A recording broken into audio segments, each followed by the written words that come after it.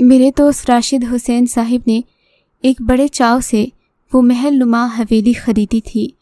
عام طور پر لوگ جب پہلی بار مکان خریدتے یا بناتے ہیں تو اس میں سے ان کی دلچسپی بہت زیادہ ہوتی ہے، مگر راشد حسین کے ساتھ ایسی کوئی بات نہیں تھی۔ وہ پہلے بھی کئی مکانوں اور فلیٹس کے مالک تھے۔ یہ حویلی ان کے لیے دلچسپی کا سبب اس لیے تھی کہ یہ محل نما تھی۔ اسے انہوں نے 10 کروڑ روپے میں خریدا تھا۔ کہتے ہیں کہ خدا جب حسن دیتا ہے تو نزاکت آ ہی جاتی ہے۔ اسی کی مصداق راشد حسین کے پاس دھن دولت کی کوئی کمی نہیں تھی۔ انہوں نے اس محل نما حویلی میں دلچسپی ظاہر کی۔ خاصی بڑی قیمت ہونے کے باوجود اسے خرید لیا اور اپنے بال بچوں کے ساتھ اس حویلی میں شفٹ ہو گئے۔ اس میں آنے سے پہلے وہ جس بنگلے میں رہتے تھے وہ بھی بہت شاندار تھا، لیکن اس کے آگے اس کی کوئی حیثیت نہ تھی۔ یہاں آنے کے بعد اس فیملی کا صبر و سکون تاہو بالا ہو گیا۔ وہ آرام اور اطمینان جو انہیں اس بنگلے میں حاصل تھا وہ اب اس سے محروم ہو گئے۔ یہاں آنے کے دوسرے ہی دن کے بعد حویلی میں عجیب و غریب واقعات پیش آنے لگے۔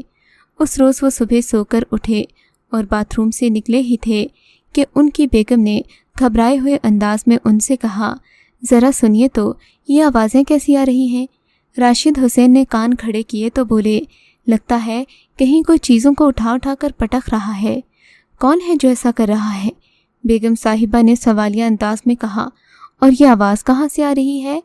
راشد صاحب نے کوئی جواب نہیں دیا، مگر آواز کی سمت کان لگا کر کمرے سے باہر نکلے۔ ان کے پیچھے بیگم صاحبہ بھی چل پڑیں۔ اس محل نما حویلی میں کمروں اور راہداریوں کی کمی نہیں تھی۔ وہ آگے بڑھتے گئے، آوازیں زیادہ واضح ہوتی جا رہی تھیں۔ پھر ایک راہداری پر پہنچ کر دونوں میاں بیوی تھٹک گئے۔ گھر کے کئی ملازم اور ملازمائیں وہاں کھڑی نظر آئیں۔ کیا بات ہے؟ بیگم صاحبہ نے انہیں مخاطب کیا۔ بیگم صاحبہ، اس کمرے میں؟ ایک طرف ملازمہ نے جو ان کے قریب آ کر ایک کمرے کی طرف اشارہ کیا۔ ارے بھائی، کیا ہے اس کمرے میں؟ منہ سے تو کچھ پھوٹو۔ ملازمہ کے کچھ کہنے سے پہلے ہی راشد حسین اس کمرے میں داخل ہو گئے، لیکن اللہ نے انہیں بچا لیا، ورنہ ان کا سر اس وقت گلدان سے لہو لہان ہو چکا ہوتا جو ان کا نشانہ لے کر ان پر پھینکا گیا تھا۔ اس اچانک حملے سے وہ اس قدر حیران نہیں ہوئے تھے جتنا یہ دیکھ کر پریشان ہو گئے کہ گلدان پھینکنے والا کوئی اور نہیں، ان کا اپنا لاڈلا بیٹا ساجد ہے۔ ارے بیٹا، یہ کیا کر رہے ہو تم؟ انہوں نے کمرے پر نظر ڈالتے ہوئے کہا، جس میں اب ٹوٹی ہوئی چیزوں کا ایک ڈھیر لگا ہوا تھا۔ بیٹے نے کوئی جواب دینے کی بجائے دیوار پر آویزاں ایک پینٹنگ کا فریم اتار کر ان کی طرف اچھال دیا۔ اس وقت وہ محتاط تھے، اس لیے وار بچا گئے۔ بیگم نے ان کا بازو پکڑ کر کھینچا، چلیے یہاں سے، اور نوکروں سے کہا، دروازہ بند کر دو تاکہ اس کی توڑ پھوڑ کے نتیجے میں باہر کسی کو نقصان نہ پہنچے۔ یہ ساجد میاں کو کیا ہو گیا ہے؟ انہوں نے بیگم کے ساتھ وہاں سے واپس جاتے ہوئے پوچھا۔ اللہ جانے اس پر کیسا دورہ پڑ گیا ہے، بیگم کلثوم نے روحان سی آواز میں کہا۔ کہیں بھائی بہنوں سے اس کا کوئی جھگڑا تو نہیں ہو گیا؟ چلو انہی سے پوچھتے ہیں کس نے اسے چھیڑا اور کس بات نے اسے اس قدر مشتعل کر دیا۔ دونوں اپنے کمرے میں جانے کی بجائے بچوں کے کمرے کی طرف چل دیے۔ بچوں کے کمرے ایک ہی قطار میں تھے۔ ارے، کمرے میں نظر پڑتے ہی راشد حسین حیرت سے بولے، ساجد تو خود بھی یہاں سو رہا ہے۔ اگر یہ یہاں موجود ہے تو وہاں اس کمرے میں توڑ پھوڑ کون کر رہا ہے؟ راشد حسین کے پاس بیوی کے اس سوال کا کوئی جواب نہیں تھا۔ وہ خود حیران اور پریشان تھے، آخر یہ کیا تماشا ہے؟ پھر دونوں اس کمرے تک آئے جہاں یہ سب کچھ ہوا تھا۔ کمرے کا دروازہ بند تھا اور اندر سے اب بھی توڑنے پھوڑنے کی آوازیں آ رہی ہوں۔ اس کا مطلب تو یہی ہے نا کہ یہ کوئی جن بھوت ہے جو ہمارے بچے کی شکل میں ہمیں پریشان کر رہا ہے۔ راشد حسین نے بیگم کی بات کا کوئی جواب نہیں دیا۔ وہ کسی گہری سوچ میں گم تھے۔ آپ نے یہ حویلی خریدتے وقت اس کے بارے میں چھان بین نہیں کی تھی؟ ارے بھائی، کی تھی۔ یہ حویلی خلیجی ریاست کے ایک شیخ نے بنوائی تھی۔ کچھ عرصے بعد اسے کسی کے ہاتھ بیچ دیا۔ اس کے بعد کئی دیگر لوگوں تک ہوتے ہوئے میں نے اسے خرید لیا۔ میرے سوال کا مطلب اس حویلی کے مالکوں کا شجاع نسب معلوم کرنا نہیں ہے۔ پھر کیا مطلب ہے تمہارا؟ مطلب یہ ہے کہ آپ لوگوں نے یہ دریافت نہیں کیا کہ حویلی بنانے والے نے اسے کیوں بیچا اور پھر اسے خریدنے والے کیوں فروخت کرتے رہے؟ نہیں، یہ تو میں نے نہیں پوچھا۔ البتہ انہوں نے سوچتے ہوئے کہا، جب میں یہاں اس حویلی کی خریداری کے سلسلے میں آیا تھا تو پاس پڑوس کے کچھ لوگوں نے مجھ سے کہا تھا کہ یہ حویلی نہ خریدیں، اس میں موجود جن بھوتوں کی وجہ سے کوئی یہاں آج تک نہیں ٹک سکا۔ اس کے باوجود آپ نے یہ حویلی خرید لی اور ان باتوں کا مجھ سے کوئی تذکرہ تک نہیں کیا۔ کلثوم بیگم، مجھے جن بھوتوں کی باتوں پر یقین نہیں، یہ کمزور اعتقاد کے لوگوں کے مفروضے ہیں، اسی لیے میں نے لوگوں کے کہنے پر کوئی توجہ نہیں دی۔ مگر اب آگے وہ کچھ نہیں بولے، خاموش رہے۔ بیگم کلثوم سمجھ گئی تھیں کہ وہ اپنے فیصلے پر پچھتا رہے ہیں۔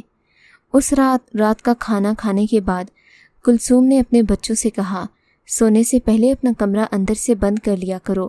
بچوں نے ماں کی ہدایت پر عمل کیا۔ انہوں نے خود سونے سے پہلے سارے بچوں کے کمرے اچھی طرح چیک کر لیے۔ سب کے دروازے بند تھے۔ اطمینان کرنے کے بعد وہ خود بھی اپنے کمرے میں آ گئیں۔ صبح گھر میں جیسے کہکہوں کا طوفان آ گیا۔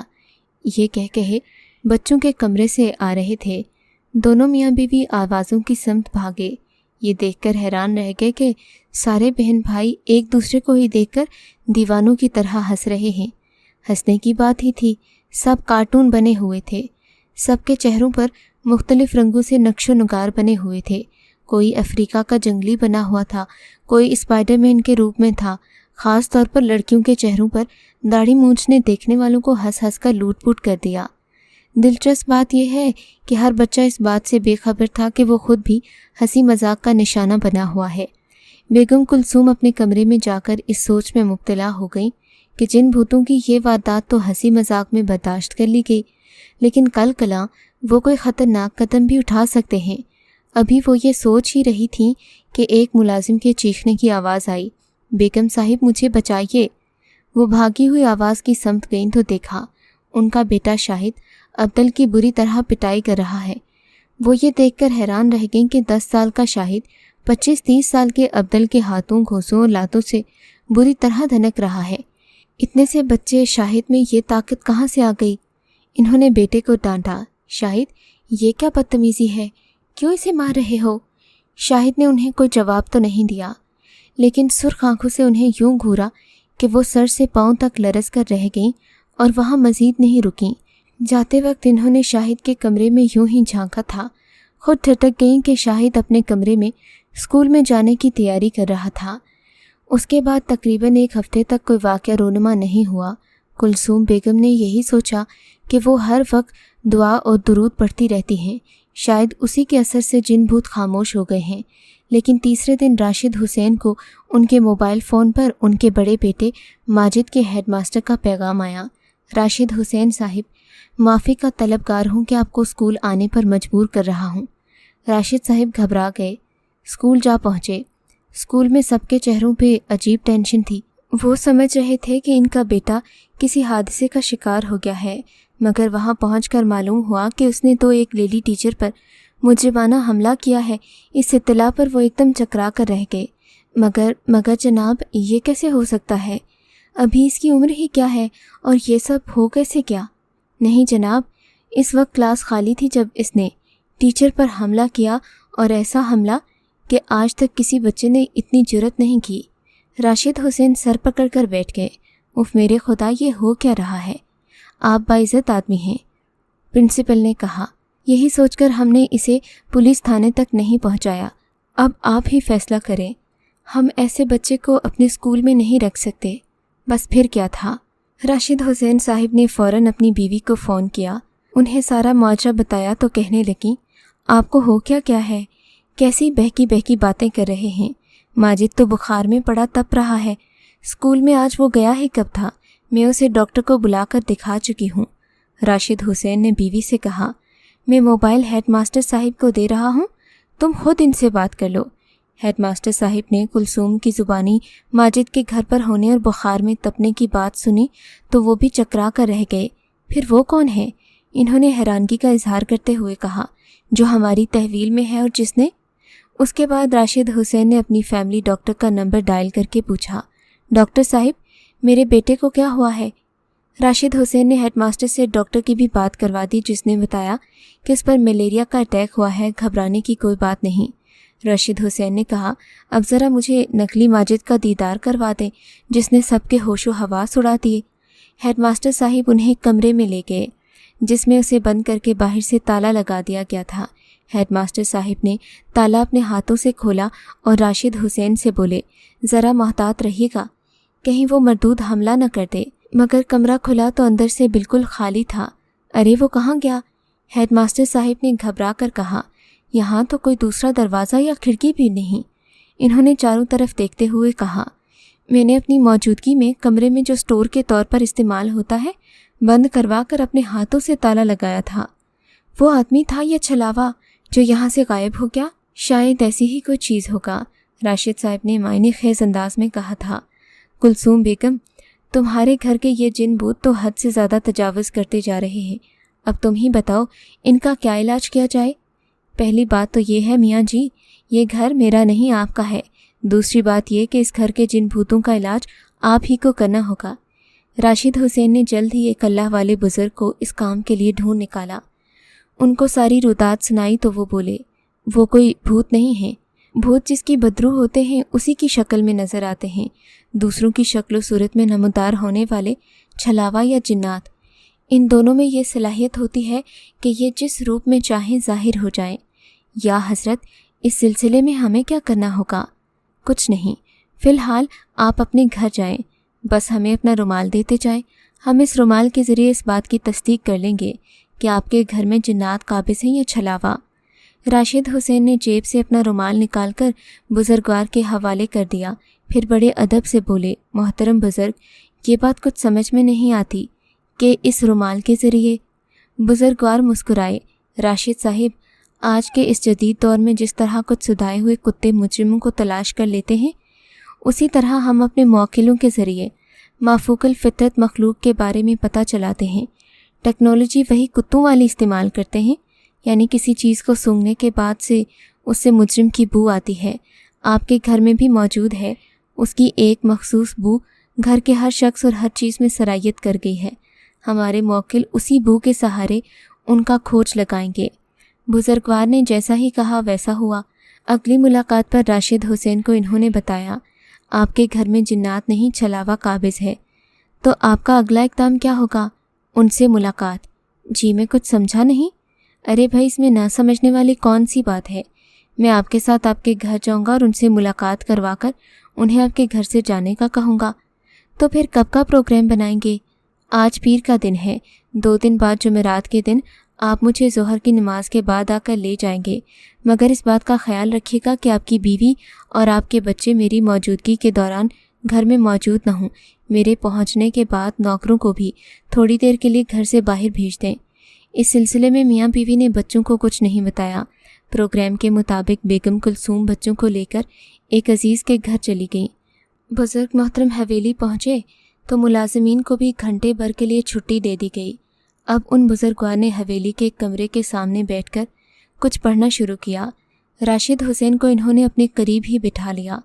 ذرا دیر بعد راشد حسین نے اپنے اوپر بزرگ محترم کے مقابل ذرا فاصلے پر بالکل اسی طرح بیٹھے جس طرح وہ دونوں بیٹھے تھے، اپنے اور بزرگ محترم کے ڈپلیکیٹ کو دیکھا جو آنکھیں پٹ پٹا کر انہی کی طرف دیکھ رہے تھے۔ کیوں جی، ہمیں کیوں بلایا ہے آپ نے؟ بزرگوار کے ہم شکل نے سوال کیا۔ راشد حسین دونوں ڈپلیکیٹس کو دیکھ کر قدرے گھبرا گئے، جبکہ بولنے والے کی آواز بھی بزرگوار جیسی تھی، مگر بزرگوار بڑے ہی پرسکون تھے۔ ہم نے آپ کو اس لیے زحمت دی کہ معاملہ خوش اسلوبی سے طے پایا جائے۔ کیسا معاملہ؟ اس بار راشد حسین کے ڈپلیکیٹ نے سوال کیا۔ آپ لوگ راشد حسین صاحب کی یہ حویلی چھوڑ دیں اور چلے جائیں۔ یہ راشد حسین صاحب کی نہیں، ہماری حویلی ہے۔ ہم یہاں اب سے نہیں، بہت پہلے سے رہتے ہیں۔ شیخ نے جب یہ حویلی بنا کر خالی چھوڑی تھی، اس وقت سے ہم یہاں رہنے لگے۔ ہماری موجودگی کی وجہ سے شیخ کو بھی یہ حویلی چھوڑنا پڑی۔ جو بھی یہاں آیا اسے یہاں سے بے دخل ہونا پڑا۔ اب راشد صاحب کو بھی یہاں سے جانا ہوگا۔ مگر راشد صاحب نے یہ حویلی خریدی ہے، آپ لوگ غیر قانونی قابض ہیں، اس لیے بے دخل آپ کو ہونا چاہیے۔ آپ لوگوں کا قاعدہ قانون ہم پر لاگو نہیں ہوتا، آپ اپنا قانون اپنا پاس رکھیے۔ آپ لوگوں کی بھلائی اسی میں ہے کہ آپ لوگ یہاں سے چلے جائیں۔ اب تک تو ہم نے شرافت سے کام لیا، لیکن ہم نقصان بھی پہنچا سکتے ہیں۔ دیکھو بھائی، ہم دنگا فساد کے قائل نہیں، چاہتے ہیں کہ بات چیت اور مفاہمت کے ساتھ معاملہ طے پایا جائے۔ آپ لوگوں کے لیے ضروری نہیں کہ اس حویلی میں قیام کریں، کسی ویران جگہ جا کر بسیرا کریں۔ یہ حویلی انسانوں کے لیے بنائی گئی ہے، یہاں انسانوں کو رہنے دیں۔ یہ حویلی چونکہ انسانوں کی آبادی میں ہے، اسی لیے یہاں رہنے والوں کو انسانوں کے بنائے ہوئے قانون پر عمل کرنا ہوگا۔ یہ کہتے ہوئے بزرگوار نے اپنے سامنے رکھے 2 گلاسوں کی طرف اشارہ کیا۔ بس ہم اور کچھ نہیں چاہتے، یہ شربت پیجیے اور اس کے بعد فیصلہ کیجیے کہ آپ لوگوں کو کیا کرنا چاہیے۔ ان دونوں نے ہاتھ بڑھائے۔ راشد حسین نے دیکھا حیرت انگیز طور پر ان کے ہاتھ کئی گز لمبے ہو گئے۔ انہوں نے گلاس اٹھا کر اپنے ہونٹوں سے لگا لیے۔ اس کے بعد کیا ہوا؟ میں نے راشد حسین کی کہانی سن کر پوچھا۔ ہوگا کیا، شربت پیتے ہی وہ دونوں وہاں موجود نہ تھے، نہ اس محل نما گھر میں ان کا کوئی وجود رہا۔ کاش اس طرح ہمارے ملک اور معاشرے سے قبضہ مافیا کے ان چھلاووں کو بھی نکال کر باہر کیا جائے جو غیر قانونی طور پر ہماری املاک پر قابض ہیں۔